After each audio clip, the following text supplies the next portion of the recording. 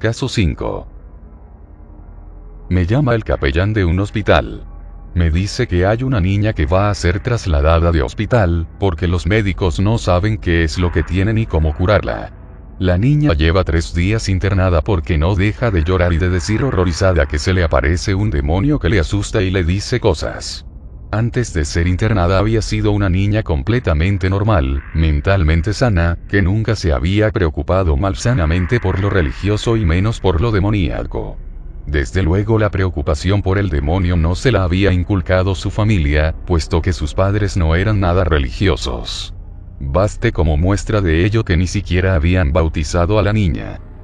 Los psiquiatras no acababan de entender el caso, pues la niña decía que veía un demonio, pero no se había dado, en modo alguno, evolución en ella, aquello había aparecido de modo brusco y repentino. Por otro lado, el pensamiento de la niña permanecía perfectamente claro y lógico. El único problema era esa aparición que decía ver y las cosas que le decía esa figura demoníaca. La niña una y otra vez insistía en que el demonio le hablaba de todo tipo de aberraciones sexuales. Le invitaba a que lo hiciera con un perro, con un caballo, etc. Los psiquiatras comprobaron que la medicación no hacía ningún efecto, ni siquiera los tranquilizantes. Fue espantoso para los padres comprobar cómo una niña podía pasarse 3 días llorando parando solo de rato en rato. Incluso hubo que sacar de la habitación a su acompañante, otro niño, porque el estado de continuo pánico de ella lo asustaba. La niña tenía que estar con sus padres en una habitación de hospital llorando todo el día y con la única enfermedad reconocida de afirmar que veía un demonio. Los psiquiatras se rindieron, ya habían decidido su traslado a otro hospital a pesar de que la estaban tratando varios catedráticos de la facultad que daban clases de psiquiatría en la cercana universidad. Fue ante esta situación, cuando los padres decidieron probar con un cura. No era lo que hubieran deseado, pero ya que la niña hablaba de algo que tenía que ver con la temática religiosa y estaban desesperados, optaron por hacer la prueba. Fue entonces, tras una semana de internamiento, cuando fui llamado por el capellán del hospital para examinar el caso. Propuse a los padres que mi primer acercamiento a su hija fuera de la siguiente manera. Me vestí como un médico, con bata blanca y sin nada que me identificara como sacerdote. Entré en la habitación como un doctor que le va a hacer una prueba psicológica, una más de las tantas que ya se le habían practicado. Al entrar en la habitación vi a una niña encantadora tranquila, sentada en la cama. Me puse a hablar con ella amigablemente. Al cabo de 1 minuto, la niña señaló horrorizada hacia un punto de la habitación y se abrazó a su madre llorando. El llanto era verdaderamente terrible pues no se trataba de un sollozo de tristeza, de indignación u otro tipo al que estamos acostumbrados, sino un lloro producido por el pánico.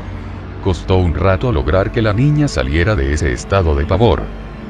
Ya calmada, le dije a aquella niña dulce, que cerrara los ojos mientras yo, sin que ella lo supiera, musitaba en otra lengua una oración exorcística, poniendo sumo cuidado de que por el tono no la identificara como oración. Para que no sospechara que yo iba a recitar oraciones, le dije que la prueba consistía en que ella tenía que ir diciendo letras del alfabeto y números por orden, mientras yo le iba a hablar, pero ella no tenía que prestar atención a lo que yo dijera. Pues le expliqué que la prueba consistía en ver si lograba no desconcentrarse de aquella sucesión de números y letras. Mientras ella recitaba aquello, yo le hablaba. Tardé casi 2 minutos en decir algo que fuera una oración, para que la niña no sospechara nada. Fue en ese momento cuando en medio de todo lo que yo estaba diciendo introduje una sola orden en latín. Mi sorpresa, y la de los padres, fue mayúscula cuando nada más decir yo la frase, la rubia niña de 11 años me dijo: "El demonio me dice que le estás preguntando su nombre". Era cierto. Desde ese momento tanto los padres como yo no tuvimos duda de cuál era el origen del problema de la niña. Me despedí de la familia concertando hora al día siguiente para darle una síntesis de la catequesis bautismal y proceder a administrarle el sacramento. Pero bastó la oración desde casa, esa noche, por la niña, oración a distancia pidiendo a Dios por ella, para que el demonio se alejara de la pobre víctima. En realidad, no fui yo el que rezó por ella esa noche, sino que fue una señora la que rezó al menos un rosario por ella. Al día siguiente, la niña estaba completamente normal, por primera vez en 5 días. y siguió normal en adelante. No hizo falta hacer ningún tipo de oración más por ella. El demonio no estaba dentro de ella, sino que la acosaba. Esa fue la razón de que todo acabara de un modo tan fácil. Ante la evidente mejoría, fue dada de alta al día siguiente, tras tenerla en observación 24 horas.